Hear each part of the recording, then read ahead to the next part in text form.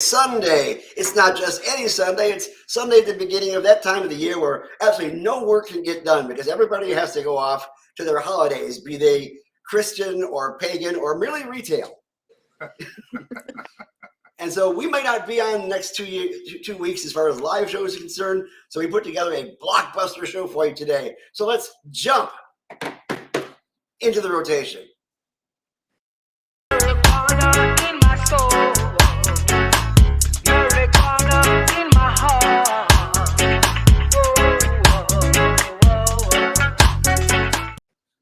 That sounded kind of trippy. Anyways, my name is Gary Stein. I'm your political director here for Suncoast Normal, here for the state of Florida and their Master of Public Health. To my right, your left, is our deputy director, engineer, and man of all trades. Carlos Ramita, that's me. But that does not include trading cards. Actually, it does, but we're going to get into that in just a minute.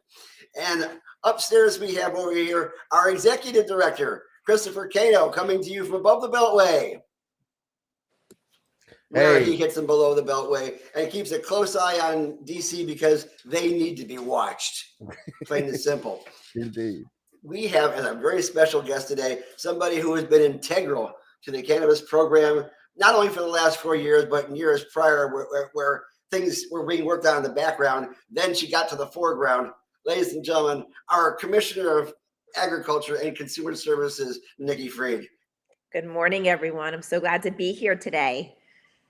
Nikki, first of all, I got to tell you, the only thing I hate worse the fact that we didn't quite make it into the primaries and into the governor's office this year is that Florida has to deal with the status quo for the next 4 or possibly a year and a half, depending on when he decides to leave for office to run for garbage catcher or whatever he's doing. Yeah, Gary, I don't even know if it's status quo. I think it's actually going to be a lot worse than status quo. He's got a super majority in the House and the Senate. That's a lot of power for a guy I don't trust with power. Yeah, you can't put power in the hands of somebody who has no idea how to yield it. It's kind of like Thor being able to juggle hammers. It's just not right. Things can happen. Yeah. Well, Gary, I'd like to touch on that for a second. Nikki, you just said it. When you don't trust someone with power or someone who doesn't know how to wield power. Well, I want to just point out an example of Kentucky Governor Andy Beshear, who, when he saw that the people in his state couldn't get access to medical marijuana and that their supermajority Republican-dominated legislature has continuously blocked medical marijuana bills, he's chosen by executive order to automatically pardon Kentuckians 21 and up with medical conditions, including epilepsy, who obtain up to 8 ounces of marijuana out of state and bring it back into the Commonwealth of Kentucky, provided they have medical documentation and keep the receipts for their marijuana. So, if you want an example of someone who's willing to wield power the way it needs to be done when you have an intransigent legislature, I just wanted to give a shout out to Kentucky Governor Andy Beshear for standing up for the patients in his state. Yeah, and you're seeing a lot of governors who either may have a split jurisdiction inside their state or just trying to do the right thing here. But it's unfortunate that we won't see that in Florida. I feel there's a lot of things we're not going to see in Florida that we thought we were going to get, like reciprocity. And when Senator Brandes came on, he said there isn't going to be much appetite for bills that have to do with cannabis in this next session because the leadership is essentially going to shut it down unless we can make this salient to them. And I guess that is our next step, is to make this salient to our legislators so they actually are going to consider this being more important than just stopping trans people from being able to have safe in their transition, or allow women to have a safe abortion or possibly medically necessary abortion. And yep. I looked at the Constitution this last week, just for the heck of the state Constitution, and I checked out the governor's job description. Nowhere does it say culture warrior. No, he has added that on to himself, and he would. I think that's probably the new right under his name. That's his title is warrior, culture warrior. But Gary, I want to as far as legislative stuff, and I'm going to do this now, and I'm going to warn everybody to be on guard. I can see a world because we know Ron does not like cannabis. He made that very clear by he hasn't really moved the ball forward. He did two interesting things. One, we all know in 2019 when he wanted the legislature to move forward and get rid of the smoking ban, and then two, handing out those 8 licenses in 2019. But he hasn't done anything else since. And in fact, he's gone kind of backwards on all of that.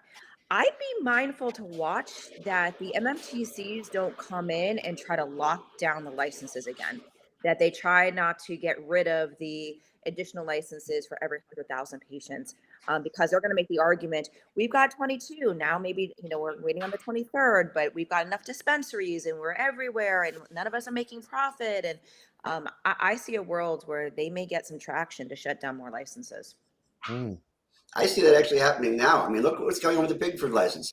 They already stated that it wasn't going to go through, that no other license were going to go through until the Bigford license is resolved. And they've already created a situation in regards to the Hopkins license, because these people got the best score. And yet, because of the fact that their primary investigator passed away, they are not willing to pass along the license to their descendants who are legally had right of attorney to go ahead and get that. Yeah. I mean, look, if I was sitting in the governor's office right now, knowing that this is one of the really big issues, Pickford should have been handed down in 2017, latest 2018. The fact that outside of Cookies, who had to buy into the industry, there's no other minority owned here in the state of Florida, just hand them both out. Like if you're qualified, that there's a whole lot of licenses in the hopper, just hand out, as many of the qualified Pickfords, as long as they scored and they did what they needed to do, just hand them all out. Be done with this. I don't really get it. I think we're the ones who are not going to get it. We're not going to get the kind of access that we asked for, or we are starting to get the prices, but at what cost? I see what we call a shrinkflation happening, which basically means that they lower the prices, but they're also lowering the quality at the same time because they want to cut back on costs so they can maintain their profit margin as opposed to their patient margin, which is what they should really be I concerned could tell the with. difference. I mean, I tell the difference, between some of the products that I buy now versus the products that I bought a year ago. And the fact that I know that my tolerance has probably increased, but not to this extent that I'm needing to take so much more to get the same result at night. Mm. My problem is I think a lot of our voters out there their tolerance level has gone up too high. They're willing to put up with a lot of crap. I like that, Gary. That was a good one. It's just the way it is. I mean, we're starting to accept the fact. Oh yeah, okay. So he wants to go ahead and do a 15-week ban. So if he goes down to 6 weeks, yeah, we can tolerate that too because we tolerated the 15 weeks. No, don't let it get worse behind your back, folks. And I guess, Nikki, that's the first question I have to ask you is, what can we do as a public? As a public, I mean, we're in a really bad spot here. They're not listening to the public. And let's also be mindful too what they're working on. They're working on actually reducing the ability to protest in the Capitol. So if you think about, how we even got here to begin with, the activism, and I see, Chris obviously wearing his normal shirt and Carlos, this all came from originally activism. And the thing, yeah, I didn't see behind the jacket, Gary, but Yeah. but the reality is that if they're going to even stop, first of all, Tallahassee is far away from everybody. It's really hard to get to. And then now they're saying that even if you get there, you might not be able to protest inside of the actual building. So I think what the people need to do is keep on it. Not even just on Twitter, because Twitter is nothing happens on Twitter. It's a back and forth of ethos of space. But be writing and calling your legislators, going to their offices. We need continuous engagement, especially now because they're going to think that they just got a mandate out of this election in 2022, which I can go on another soapbox about that. But they're going to think they have a mandate from the people. And so they're going to take this very conservative, crazy agenda and keep moving it forward until or unless, one, we stop them at the polls, and or two, we continue to have activism and get more people on our side. Because cannabis is not a democratic issue. We know that. we know that this is one of those last of those issues that really transcends partisan politics, and there should be no reason why we shouldn't be getting Republican support for legalization and normalization of the industry. Well, I can see Republican support. I absolutely can see Republican support, but only really Republican support for corporate cannabis. I really can't see that going towards the patients. I can't see that going anywhere else. I'm more, like you're telling us, Nikki, to like, get in contact with legislators and things like that. But like, honestly, does it even matter at this point? We're so entrenched in conservative.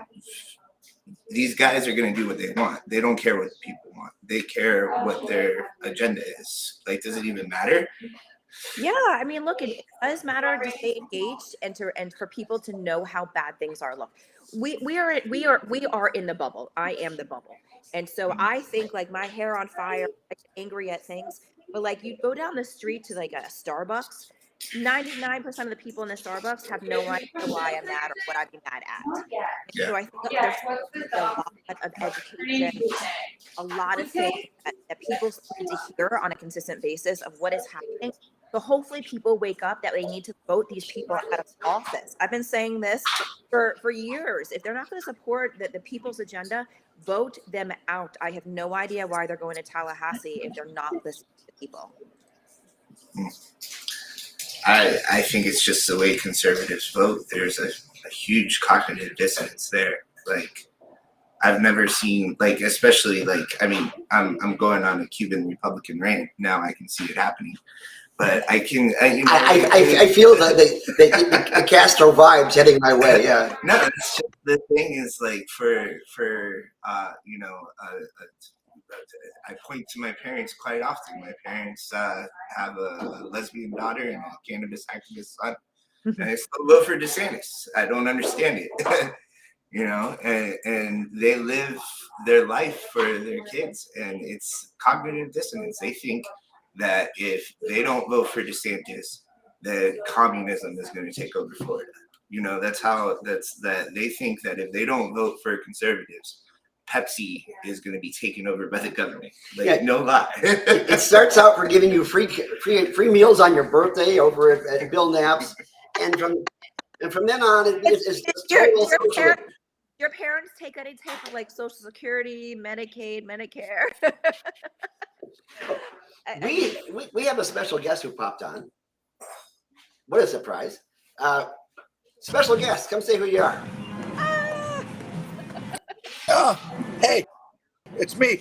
So video, this, that, whatever. So listen, this is where I'm at, everybody. Our trip. Hi, Nikki. Hey, Hi, guys, Barry. How are you?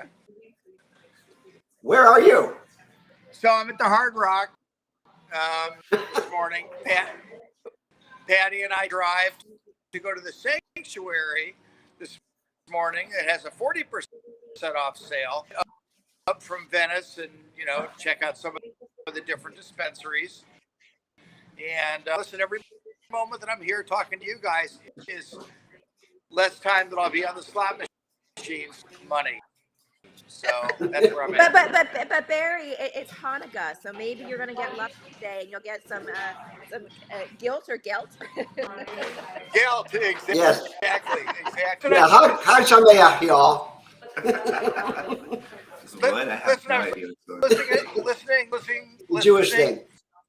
It is. I was listening into the conversation, and of course, I tell everybody in my clinic every day, we're lucky to have what we had. Through a lot of hard work by you and everybody else on here, we have a pretty good, of course. We need more. We need, of course, home grow option, protections. We need to get rid of the barriers on the transplant list and in hospital use. We keep our eye on the prize as we go forward. And I tell everybody to expect nothing to get done to the year, but I want to see if we can leverage telehealth for our kids. It doesn't grow the program. It doesn't give anybody more potent product. It doesn't give product. It just makes it more convenient and safer for people already in be red or blue.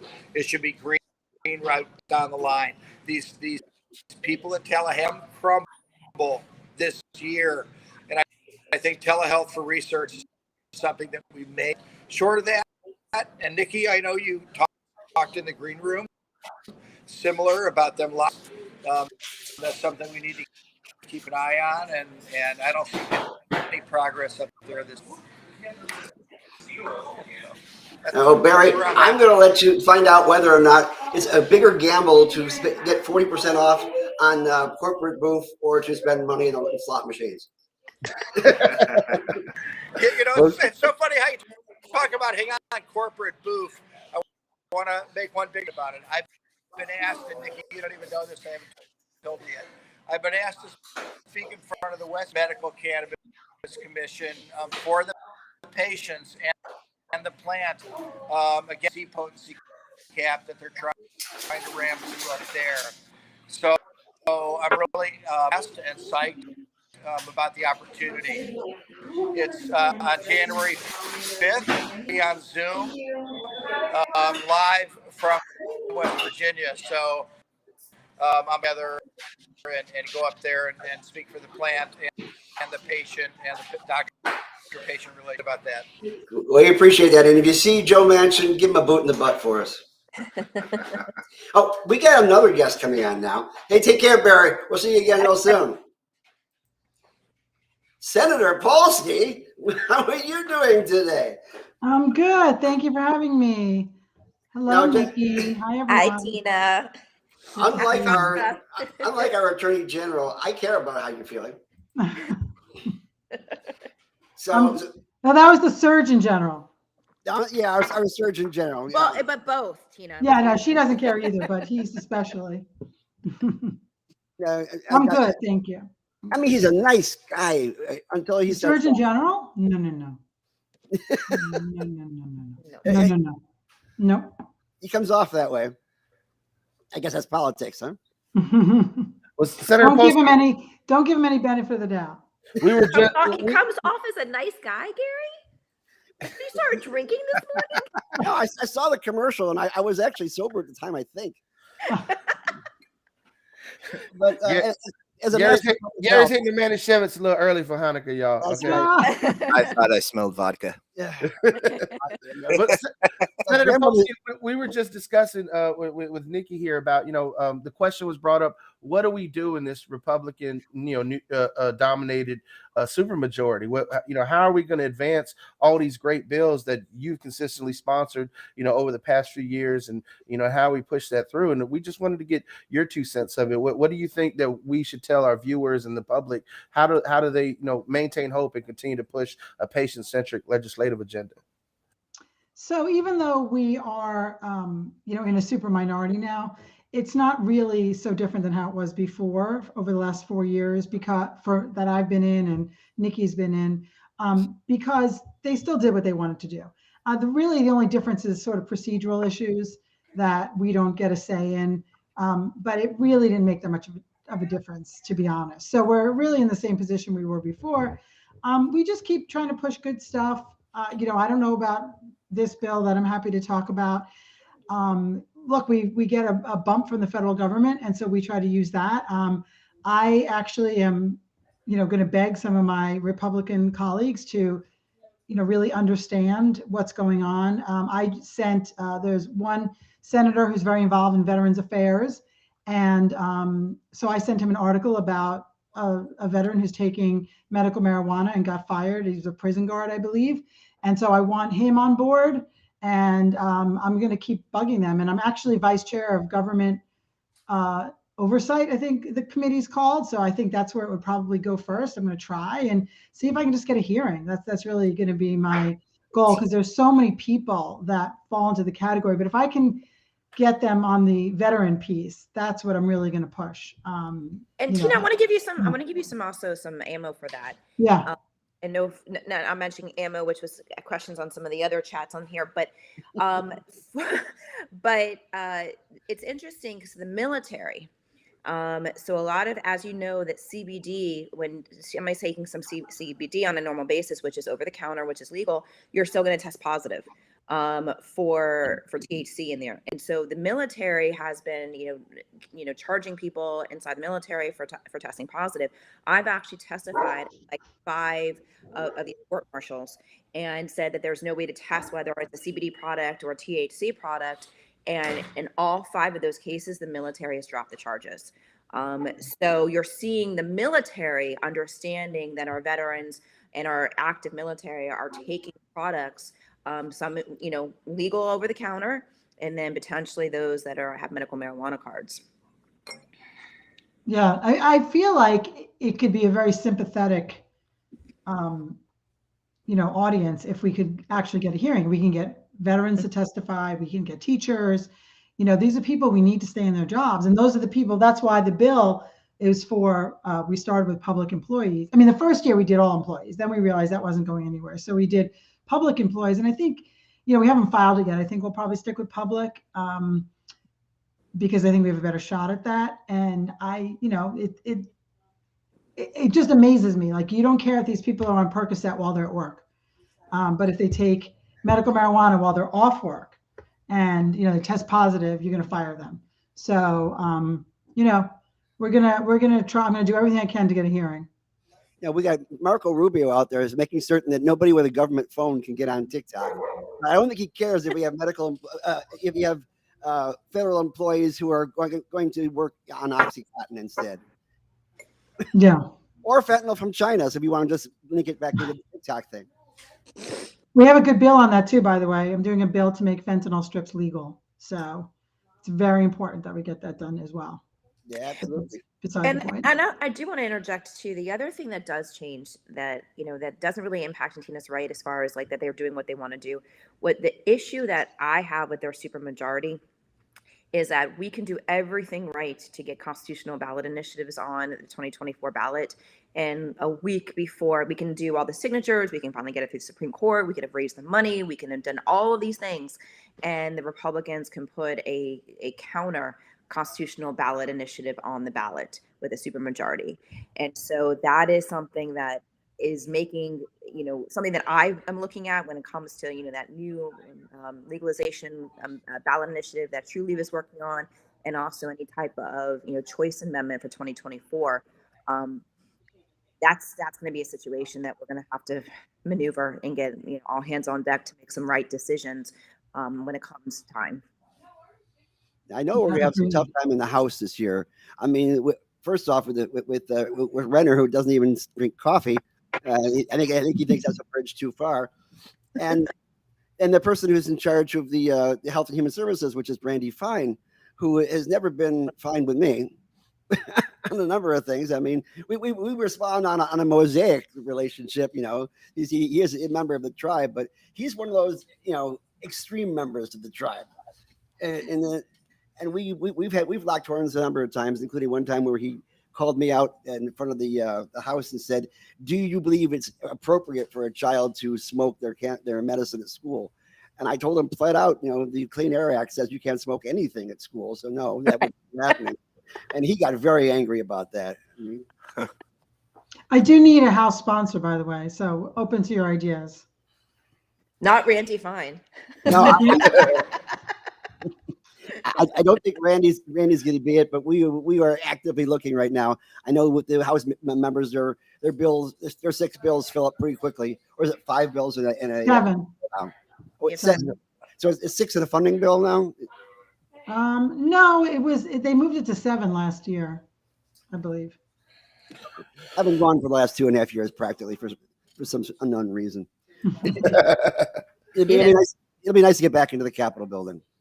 So you will be filing the bill that we worked on for the last several years together in regards to employee protection, so that at least federal employees or state employees or government employees can actually use their medicine to be well enough to go to work, as long as they're using it when they're not on shift.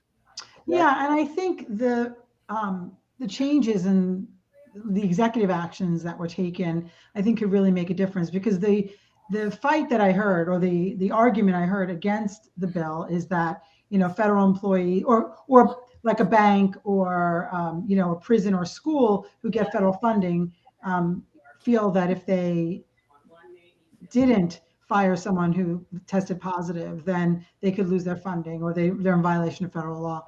So I think, to any extent that you can help with some like legal research on how, Biden's executive actions could make a difference here, I think would really matter. I mean, clearly there's just a huge gap. I mean, it's legal in this state to have medical marijuana, and that's the people that we're dealing with. But they always said, well, but it's not legal federally, so there's a conflict. So I think to the extent we can resolve that conflict, this year might be our, best chance thus far, because some of the changes that were done, on the federal level. It would help if we could actually find any case where anybody lost any funding for not laying off an employee who tested positive. I don't have any record of anyone, and I work closely with AFSCME, and they haven't been able to give me any cases either. So there's no case history for them to go on if they want to go for that. They'll just say it's federal law. We're following the guidelines that are set.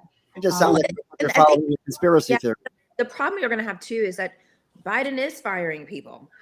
That's one of the things that we've all been yelling at for 2 years is that there was people fired from the administration for testing positive. And look, and I've had even situations where, I have been not given certain types of access because of the fact that I'm a medical marijuana user at the federal level because of it. So there needs to be actually a larger, I don't know if his declaration is going to change the employment policies. I hope so, but I haven't heard anything lately about one way or the other on that. Yeah, I think it's a little unclear. I mean, I think he did these executive actions, but I don't know if it changed the law. Is it now not a class, narcotic? No, it's still, it's still, we're still waiting for the Department of Justice for Merrick and HHS to get back and get that recommendation of rescheduling or descheduling. But certainly moving the ball forward in the DOJ side regarding not federal arrests. So the only thing that his executive order did was it was pardon those who were sitting, any federal offense of marijuana possession, and to direct DOJ and HHS to start looking at the rescheduling and the descheduling so that we can start doing research and the decriminalization of it. But that movement hasn't happened yet. And part of the problem is that at the federal level, it all had to do with being able to pass clearance. And of course, they wouldn't be able to pass clearance with the current rules and regulations. But if you go the Jared Kushner method and just ignore clearance and get your job anyway, we do have some precedents right then and there. But the fact is, I don't think that this should be an issue that would block you from getting your level 2. Well, let's also be clear, workplace drug testing and cannabis, employment protections for medical cannabis patients had significant progress in Washington, D.C. Their city council passed the Cannabis Employment Protection Act, which prohibits employers from refusing to hire, terminating from employment, suspending, failing to promote, demoting, or penalizing an individual due to their off-use of cannabis status as a medical marijuana patient or just having the presence of cannabinoid metabolites in their bodily fluid.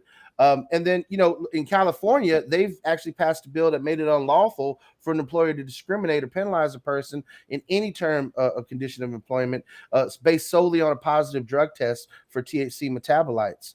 But those might be some liberal examples. So I want to give a couple of conservatives. In Louisiana, they passed a law that provides employment protections for qualified patients who lawfully consume medical marijuana while away from their jobs. And in Utah, they have passed a law that makes it to where state employers cannot take punitive actions against employees who consume cannabis products at home in compliance with state medical marijuana laws. So, those are prime examples on both sides of the aisle that can show that this is what needs to happen. This is good public policy.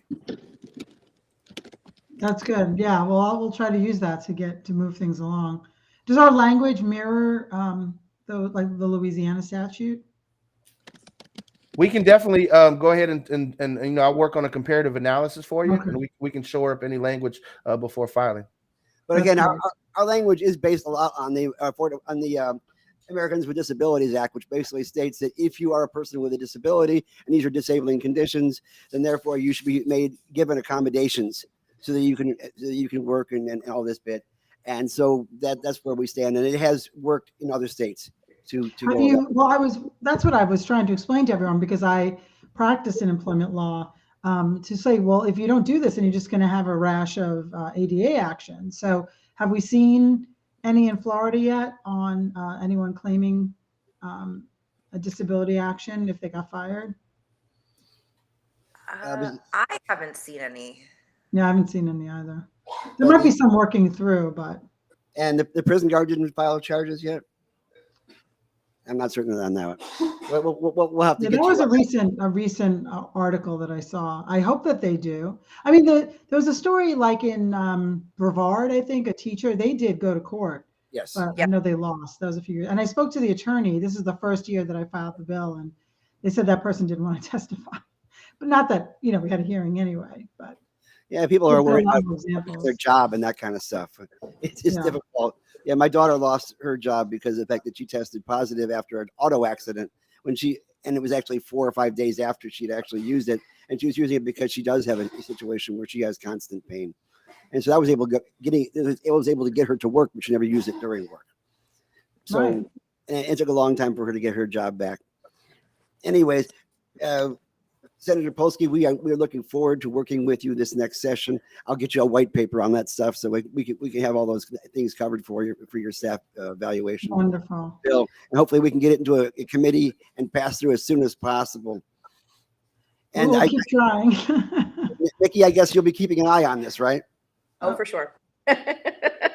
Nikki Not going can anywhere to fight. testify. I don't know if that will help the bill, so that might not be. Good point. Good point. All right, Miss Nikki, you owe me a phone call, so we'll talk. Yes, I do, Tina. And happy Hanukkah, everyone. Same to you. Okay. Merry Christmas Thank you so coming much. up. Happy New Year. Thanks for having me on, and we'll keep fighting the good fight. All right. Thank you, Senator. Look forward to seeing you in Tallahassee. Well, Nikki, it's come up in the chat, and I know that you were, really a landmark maverick in challenging, essentially the leader of the Democratic Party, President Biden, over his stance on, the rights to medical patients' Second Amendments by suing the Biden administration. Could you expand a little bit about how the end result that happened for maybe our viewers who aren't in the know or haven't followed the papers as close? Yep, absolutely. This kind of is, an accumulation of a couple of different things. One is again, as you just heard the dialogue, the Republicans should be with us on this issue, in the marijuana space. And so we wanted to find an issue that really was in the Republican wheelhouse, and really kind of impact people across the board. And so as, trying to, things didn't, getting veterans up to DC wasn't working. Talking about safe banking, that the different MSOs and that wasn't working, and minorities going up in DC wasn't working. So we're trying to come up with an idea that would really catapult things in the right direction. And so so that was one thing that we were talking through. And then the second is the fact that in the Department of Agriculture, we oversee gun licensing for the weapons permits, for security guards, certain types of classes of licenses. And consistently every single day, which I'm sure all of you too on a consistent basis would always be asked, can I have my medical marijuana card and my concealed weapons permit? And so this is something that Commissioner Putnam never addressed, never talked about. And so there was this hole here. And I said very clearly, I've got both. And I've made it very public that I've got my concealed weapons permit and my medical marijuana card. Because medical marijuana, as well as our concealed weapons program, is a creature of statute. I mean, medical marijuana is actually in our Constitution, and so I never saw a conflict between the statutes. And I didn't ask if you're a medical marijuana patient, and the Office of Medical Marijuana Use doesn't ask if you are a gun owner or you have a concealed weapons permit. The problem is purchasing a firearm.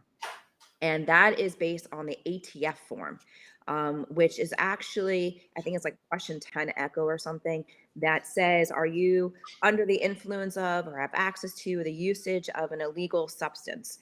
And so they've added an asterisk, and this was not by the Biden administration. This has been on the ATF form for forever and a day.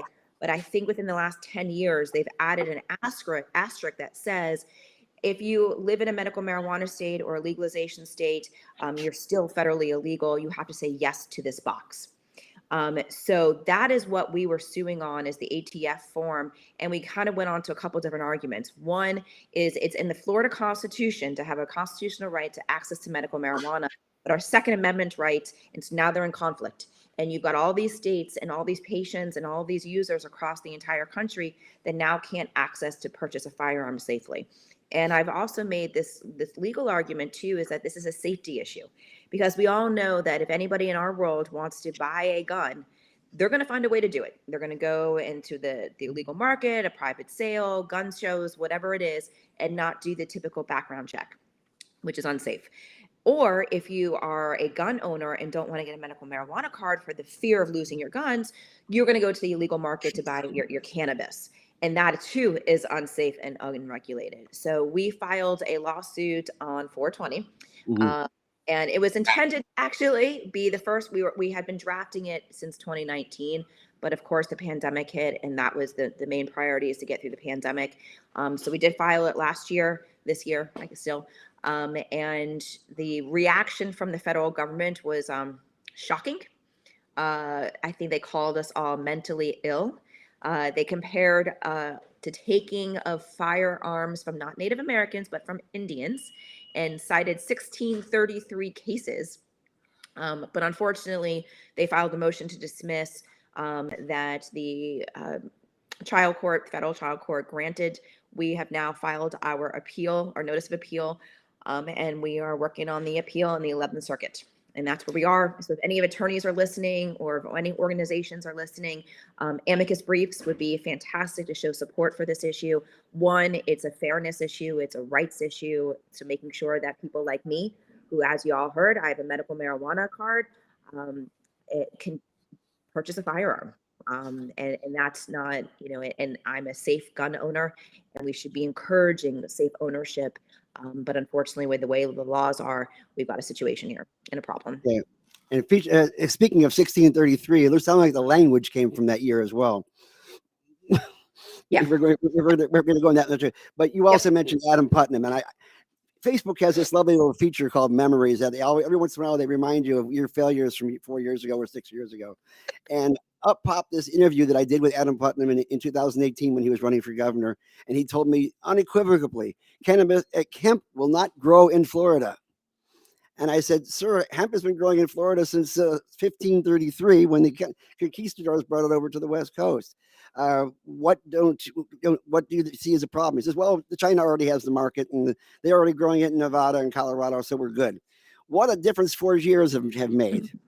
Yep. To go from hemp won't grow in Florida to 7,000 plus licenses. And that was all because of the strength of your office. So let me ask you a question. In the last 4 years, what has been your greatest challenges and your greatest successes? So greatest challenges, look, I was a party of one, and that was frustrating. That was very frustrating, that I was trying to do a lot of good stuff, like take the politics out of it, take the partisan stuff that, that everybody obviously saw, but even the things that were not partisan in nature, seeing roadblocks, the movement forward on environmental issues, on water conservation, even on expanding of hemp, and even regulating. We tried putting forth legislation last year to put an age requirement on Delta 8 and Delta 10 products. And I couldn't get that through. So that has been a great frustration, is that even when it's good public policy initiatives, that the Republicans don't ever want to give Democrats a win. And that has certainly been frustrating. And look, I didn't get all the support that I needed from the Democrats either for the last 4 years. Which is just crazy in so many senses, not take away the primary, but even just in general governing. So that was my greatest frustration, is that I was truly a party of one for the last 4 years. My greatest accomplishment, hemp. There's a whole laundry list of amazing things that we did, but we created an industry. Tell me somebody else across the country, elected official anywhere, that has created a new industry in their state and has been able to bring in 11,000 new jobs, $380 million of economic impact already for the state. As you said, 7,000 licenses. We got small businesses. Every time I go into a CBD store, and I look around, and I walk out and I said, we did this. We did this and allowed these individuals to start new businesses and to be part of this green industry that, as you've heard, and you all know that the medical side is so restrictive. We wanted to make sure that was not the case. We wanted to be easy for people to apply. We wanted to be easy to follow all the rules. We wanted to make sure that we were literally creating an industry and do everything possible to get rid of any barriers and red tape along the way. If I look at us, do a quick SWOT analysis of the hemp industry right now, I can see how we've gained in a lot of instances. But one of the failures, unfortunately, had to do with the development of infrastructure for the bast and the herd, the industrial part, which seems to be rotting in the fields as opposed to being harvested and sold properly. And I realize that's in part for you being a party of one, that you don't have other agencies that are working in congruency with you to get that infrastructure done. Maybe if somebody's in like regulated industries and things of that sort could have moved that forward, or other committees like the agriculture committee could have gotten that going forward. That would have helped. But well, Gary, here's a prime example of our executive branch failing to work within itself. Governor DeSantis has oversight over the Department of Environmental Protection. Think about the renewable energy and renewable resources, renewable building materials that those parts of the hemp plant that are rotting in the fields could have went towards making hempcrete, making carbon negative and carbon neutral building materials. But instead, you're not even allowed to say climate change, as an employee of that agency. So that just shows the disconnect. Chris, to your point, I think they got rid of this at this point, but there was back at Senator Galvano's president's last couple of years, he passed those roads to nowhere and had these like committees that were on, deciding where the roads go and blah, blah, blah. And there was members from the Department of Agriculture that had a seat at the table. And so when the Department of Transportation secretary called me and said, hey, I need your names.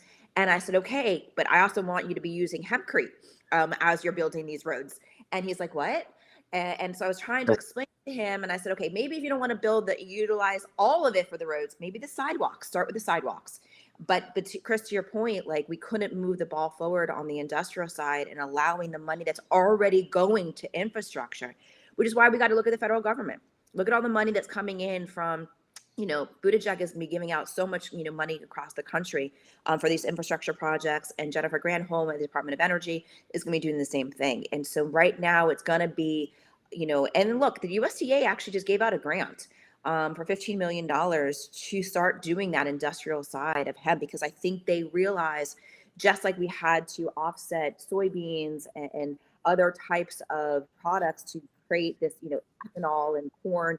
And I think that there's going to have to be some true federal investments to get rid of these chemical oils that are in literally every one of our products, that we have a better, safer way to do it through the industrial side. Well said. Now, Carlos, they have a question for you, though, as long as we have a few moments here. and he's been gripping the table. He's trying to call me out because of all the controversy of mushrooms that I've had going on, and the whole thing that I was out there saying that to consume the mushroom, and the Department of Agriculture put a stop sale on the Amanita muscaria mushrooms just because of that, because you guys just can't let people consume them at this point. No. So this is actually, like, first of all, like, I don't care. Like, yeah. I'm a libertarian when it comes to this stuff. Like, grow it, I don't care. Like, don't grow it, don't eat it, I don't care. And there is a lot of not new, my God. The research on psychedelics, I mean, look from the 20s and the 30s, the kind of research that was done on, and really how this is helping so many mental conditions. And so I'm definitely a proponent for continuing to bring back a lot of that research, but we also have to make sure we do it safely. Currently, right now, federally, it is illegal. And certainly some of the mushrooms that are being sold right now, we actually, if this is one you're talking about, the store in Tampa that we just that's my store. Okay.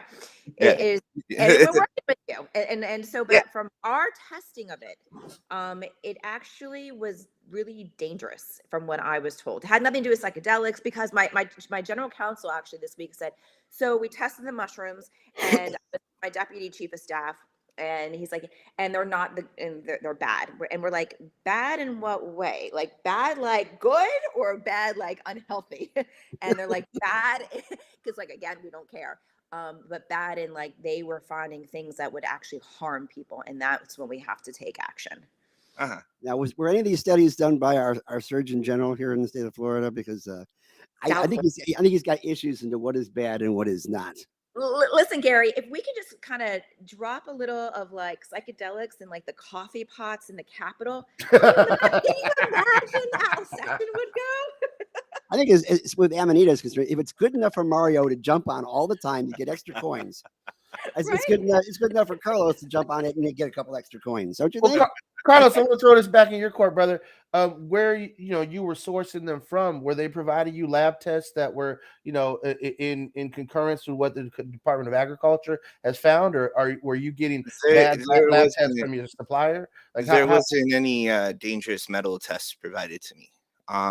And I think the Department of Agriculture came back saying that they found high levels of lead and I think arsenic in the joint or something like that.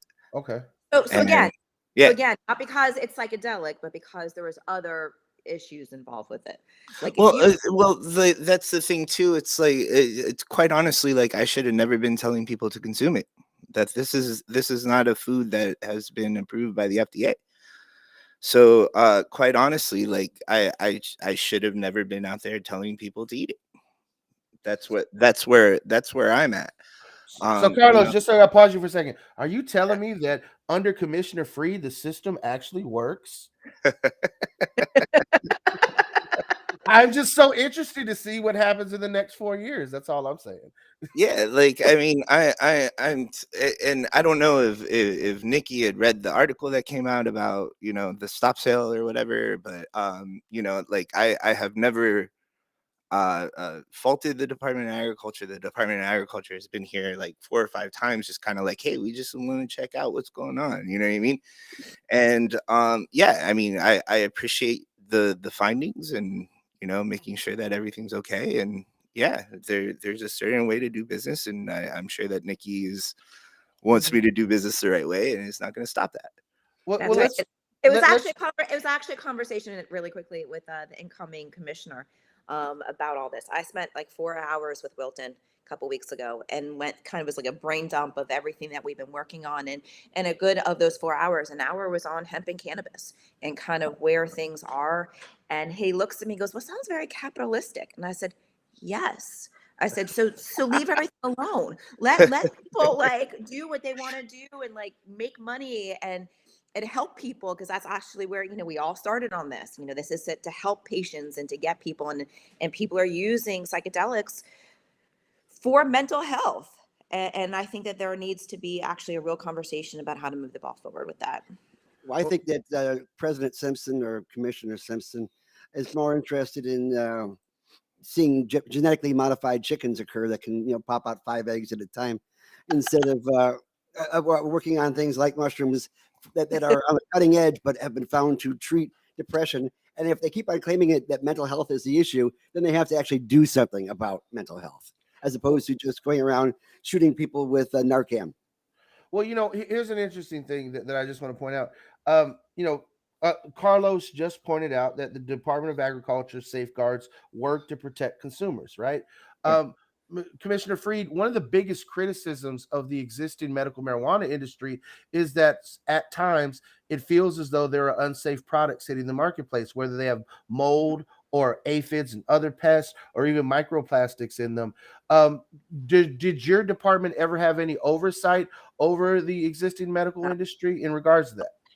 No, and we tried. We pushed as much as we could, because there is no consumer protection. There's nothing in the Office of Medical Marijuana Use at all. And so we tried to, when we created our green ribbon like panel, was to bring up these issues, to talk about them. We were, Holly Bell, who was my cannabis director, was getting the intel from the laboratories, that, as we all know, there are third-party testings that are happening, but these labs are not required to release their findings. So you can get a bad batch and tell the MMTC about the bad batch, and they do nothing about it, and there's no one to hold them accountable. So we tried every time that we got a consumer complaint, we pushed it over to the Office of Medical Marijuana Use for them to try to handle. The only things that we got involved in at all is at the labs themselves to make sure that that there are certain labs that we regulate when it comes to the hemp industry, and also to make sure that the weights and the scales were correct. So if somebody called us and said, "Hey, I was supposed to have bought an eighth," and it ends up being a lot less, we can come in and measure the scales both in the back office or anywhere where they're measuring products. I think they were more interested in the fact that your picture was on the stickers than they were on the fact that the weights and measures were actually being done properly. Right. Well, The priorities of the Republican Party are extraordinary. But and that leads me to the next thing. With them having Wilton Simpson coming in as the new commissioner, it was the disconnect a political one or a regulatory one. I mean, it just makes no sense to me that the one agency in Florida that exists to protect consumers literally had no say so in protecting medical marijuana consumers. I think it started a little bit, where the governance is. Obviously it's over at the Department of Health, and so I just didn't have any right jurisdiction, and that started really under Adam. Adam didn't want this, which is why when they came to him when they were first passing the laws, he said, "I don't want this," and that's when they put it over in Department of Health. And so all the jurisdiction is really over there. The only things that we really had jurisdiction over, and like again to your point, is on looking at pesticides and fertilizers, making sure that they're organic and used properly, the weights and measures, and then edible rules. Those were the only things that really, in the kitchens. So any of these kitchens that they're using for edibles. And so that really wasn't even like, that was before me, but then they saw that I was going to be more active in the situation. And so Holly in the past, OMU director, went like this a lot because we kept saying, do something. If you don't want us to do it, then you do it. And there was no appetite to do something that we were like. Yeah, maybe that's the motorcycles going by. Yeah, I mean, you were our Hanukkah gift of 2018 because we knew that the Department of Agriculture would move forward at least on the hemp side. As far as the Department of Health, well, they gave us a lot of work to do as far as advocates over the last few years in trying to fix the things that they were constantly breaking. And if it had gone to the Department of regulated businesses, well, that was Mr. Bashir's, who was in the background manipulating the market anyway. And so Barry, I think you and I know where all the bodies are buried. unfortunately, and someone keeps on giving me a shovel. Like if I'm saying, no, keep them in the ground. Because we just want to move forward and stop moving backward. And that's where we are constantly finding ourselves in. So the question is to give everybody a better sense of optimism. What is going to be happening in the Department of Agriculture without you being at the front desk? Well, behind the front desk. They're very nice. You know what I'm talking about. Look, I'm somebody who is a glass half full type of girl. And so I am hopeful that he continues to push this industry. And I think that, from my perspective that I sold him on why this is so important for him to continue is that our farmers are growing this. This is an opportunity for more capital come into the state for the industrial side to be growing out those processing plants and the research at our universities and colleges, and that this is an opportunity for really a capital market that is not going backwards.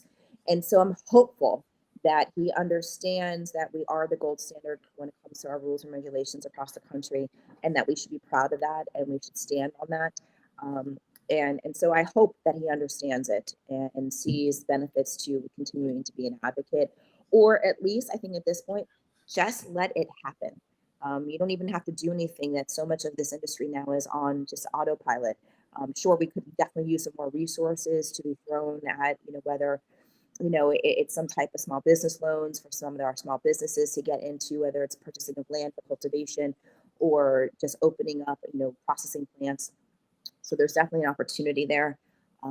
But hopefully he's going to move the ball forward. I mean, his priorities are going to definitely be very different than mine, as far as where we are and where we're going. I don't know where his priorities are going to be necessarily, but I'm hoping that this continues to be in his wheelhouse. Well, that's mean, the question that's on everyone's mind. Actually, is what's next for you? You know, what's your next step? You know, I'm sure in the game of politics, it's a chess game in many ways. So I'm sure you probably were looking at your next level. But in the immediate, as you leave office in the next couple months, what are you going to be doing, and where can people go to support you? Yeah, well, first of all, as everybody knows, I am a fighter. I fight for what I believe in. I fight for the people that don't always have a seat at the table. That's never going to change. I've said this consistently because people were so surprised that I was, after the primary, so actively engaged in the elections. Because for anybody who runs for office, if you lose an election and you just go away, then it was about you and it wasn't about the issues. And so I will continue fighting for those issues. As you see on the screen, we started a PC after the primary. I said, I won't back down. So for anybody who is a Tom Petty fan, it is from Tom Petty. And yes, I got approval. I am close with the family. I have been to June Petty's house, and she and I text all the time. So this is all oh, approved. Gainesville. There you go. No, she has house in Gainesville, but she actually lives in California now. And so anyhow, so we are going to be working on that, and it's going to be an accumulation of a few things. One is helping down ballot candidates, helping to make sure that we're kind of moving the Democratic Party forward. Also working on a 2024 choice amendment as well. And so that's kind of where I'm starting, but my passion will consistently be on advocacy. There might be some things that I can't release yet that I'm working with the White House on, but certainly not going anywhere, and will continue to use my passion and advocacy to continue on these types of issues. I Well, saw that picture when Biden came in after one of the last hurricanes, and you guys had that eye to eye moment. I was hoping that there was a spark that was going to go right from one to the other, and suddenly get him to evolve like he evolved on the LGBTQ issues. Well, look what happened the following day, Gary. The following day is when he announced the pardons and the movement on the decrim and rescheduling.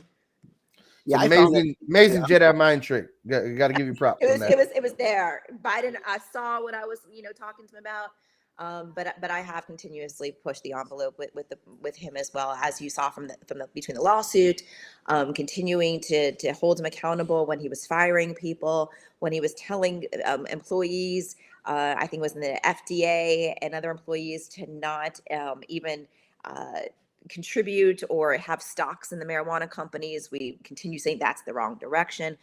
So I will continue to use my voice to get the president to live up to his promises to me. I don't know if you all knew, but when he announced for president, he first was a gateway person, and thinking that marijuana was a gateway drug. And we called his team almost instantaneously and said, if you ever want Commissioner Fried's endorsement, you need to change your position here. And literally, like within 24 to 48 hours, he came out and said that he was in support of medical. Nice. It's awesome. Well, who's not in support is one, the guy who got reelected as senator this time, but the guy who's on the ballot in 2024 as United States Senator from Florida, former Governor Rick Scott. And so, I saw here in the chat, what about Rick Scott? He's up for reelection. Can we move him out to help move the needle forward? and so, Commissioner Fried, what's your comment on that? Should we definitely be supporting someone to replace the incumbent senator?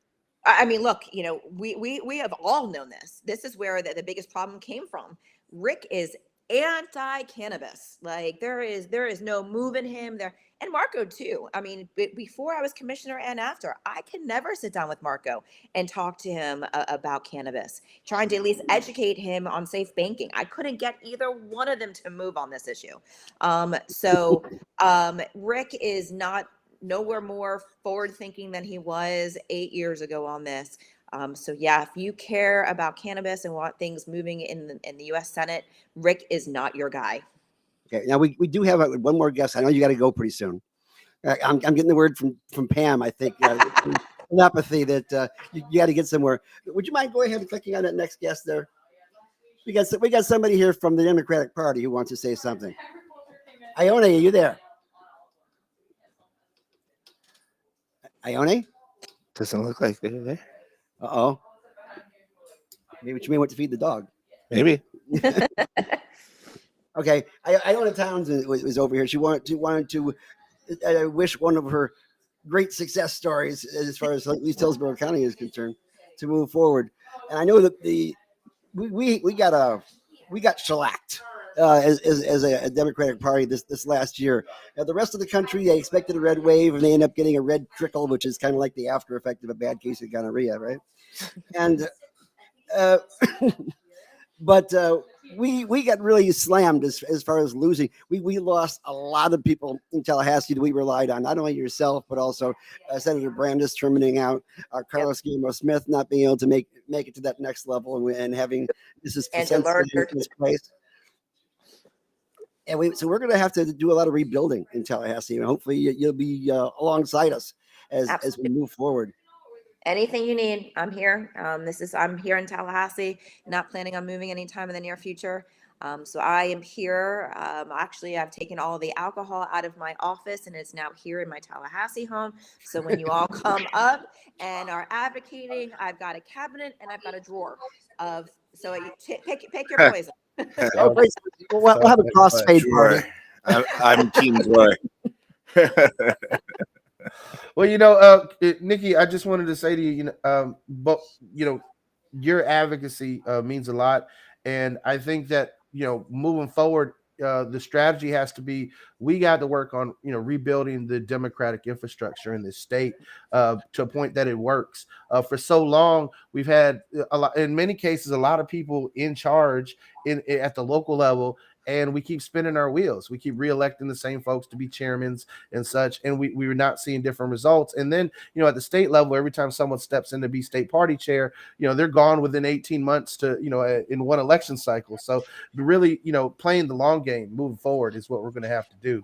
And so anything we can do to work with you, anything I can do to work with you, I'm happy to step up and make it happen.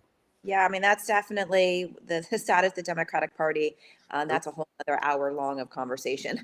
But it's a problem. I mean, it's definitely a problem because we keep doing the same thing over and over again. The same people are making decisions as far as not just even the party structure itself, but leadership. I have said this consistently, and I will continue to say it, that the Democrats in Florida would rather, each individual Democrat would rather be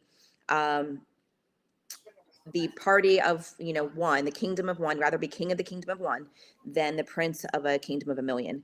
And meaning that each Democrat in the state of Florida, whether they are committee chairman, party chair, legislators, they care more about their own power than recognizing that if you actually work with others to embolden and empower others, you actually have more influence. They'd rather keep their little fiefdom and hold on tight and are okay with the status quo. I mean, it's not okay. A lot of people. Well, we need a whole bunch of Maccabees to come in and just take over the Capitol. I'm ready. I will lead the charge. Let's do it. Awesome. So, well, Commissioner Fried, parting words. Yeah, please. Parting words. We're going to get here. We are going to get here. We have seen just. I was actually, I don't know if you all know, I was down on, I guess, December 1st down in Key West for the normal, I guess, the national legal day. So I came and spoke to a whole bunch of normal leadership from across the country. And, knowing that so many of those guys have been working for longer than I have been alive. And I know that we are going to make this happen within our lifetime, that we are on the right side of history. We are on the right side of this issue. If anybody I saw for the first time, which I don't know why I didn't know about this movie, The Grass is Greener. I'll do a plug here. Great documentary showing how we got here and the race aspects to cannabis. And so I know that we are on the right side of history and we are going to get there. And it's going to be because of activism like your all's, people that have been in this area for decades, people who've gone to prison and into jail for possession charges. Keep up the fight. We are making progress. The fact is that we still can do safe banking. I know that this U.S. Senate is supposed to be putting out some language today on the omnibus bill. Hopefully it's included in there, but we're making progress. We're getting there. So don't ever be discouraged if there's a step back. There's always going to be a steps back when you're trying to make progress. Nothing happens overnight, but we're going to keep working. The Safe Plus is going to be added on, And that plus, of course, are those things that folks like Senator Booker were concerned where SAFE didn't go far enough. To put other things like the grants for expungements that AOC had put through. So Yep. we'll And see what Brian happens. Brian Mast, and you're never going to hear me say something positive about Brian Mast, but Brian Mast actually was pushing his language in regards to guns. So again, I got somebody's ears perking up, and so that was kind of hopefully that was going to be the compromise. The Safe Plus was the banking for the industry, was the expungement for like the Democrats, and guns for Republicans, and it was a great package. And for some reason, it didn't get to where it needed to go. Well, Iona, I guess, had some problems with her microphone. I'll blame Elon Musk on that one. But she owes you a call, and Yes. she wants to get in contact with you. And we'll go ahead and record a statement for her so we can put it on our website as well for you.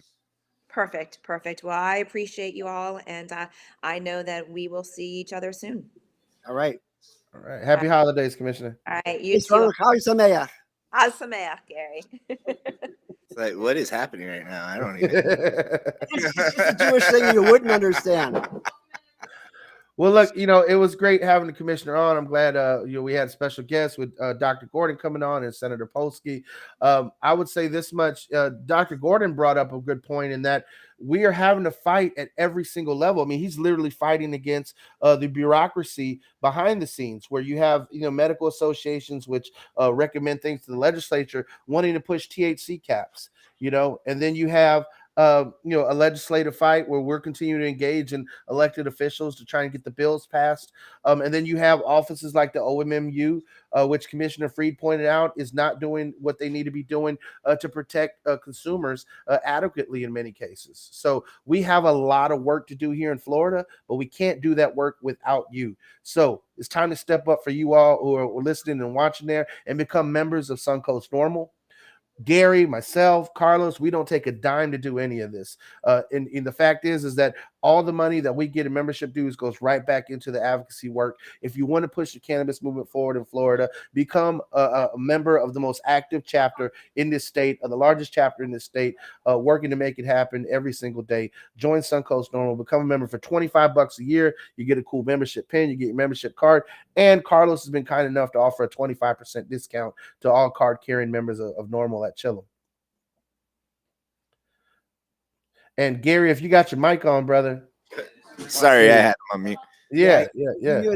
We are going to have some good guests coming on this next January and moving forward, including, and I will do the best I can to do this, get Mr. Kimball on, our brand new OMMU director, who has at this point in time been put up into a high tower like Rapunzel by the Republicans over in Tallahassee. I am going to climb that hair and pull him down so he can get a chance to speak to the public that he serves and hopefully understand where he's coming from and what he plans on doing moving forward if we're going to be stuck with the DOH continuing to block everything and keep everything in its current status quo. Well, that's the thing. The status quo doesn't work. It doesn't work for patients. It definitely is not working for veterans who are either patients or are retired because of their battlefield injuries, or they're in the workplace now and they're losing their jobs as public employees or in the private sector because they're medical marijuana patients. If you're a person here in Florida and you think the status quo is just fine, then you're clearly coming from a point of privilege. You have the privilege to not have to worry about your job firing you because you're a medical marijuana patient. You're coming from a point of privilege because you can probably afford to buy that corporate booth as well. But for the vast majority of folks, they're not going to be able to afford a $60 eighth. Most folks are going to want to go for the $25 eighth that the legacy market offers. And that's a cost benefit trade-off that people have to do. Do I go get a lab tested product, which has been deemed safe for me, or to go to legacy market? Well, I don't know where it's being supplied. But then on the other side, we're sitting here saying, well, shit, that lab tested product may not be so safe for you, because obviously these lab results in many cases can be manipulated, can be influenced. And so there is a lot to do to make this product safe and patient centric in Florida. And you have, essentially one political party that is in domination of this state's politics that would much rather find a reason for this to fail and toss it out the window than actually abide by the will of the people and the voters who know that cannabis prohibition should have never been a policy in this country to begin with. And for the past 80 years, we continue to fight.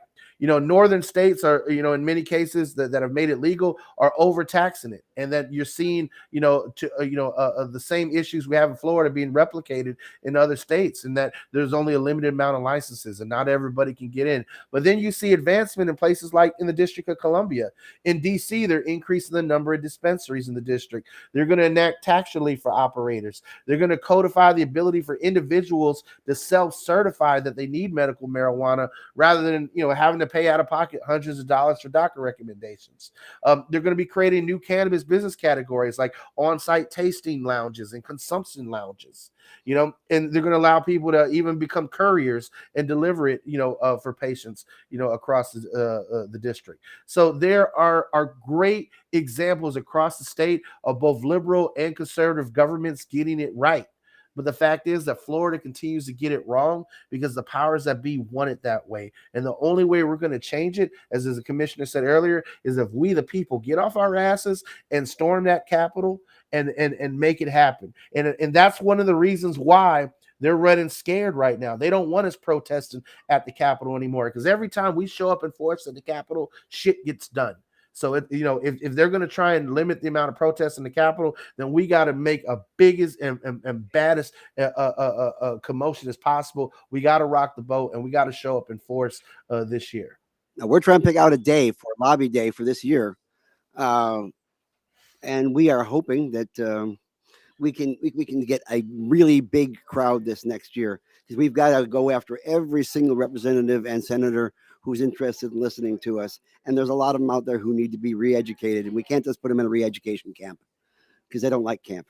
Well, part of it for a lot of them is miseducation, because you have these experts that come into a legislative committee.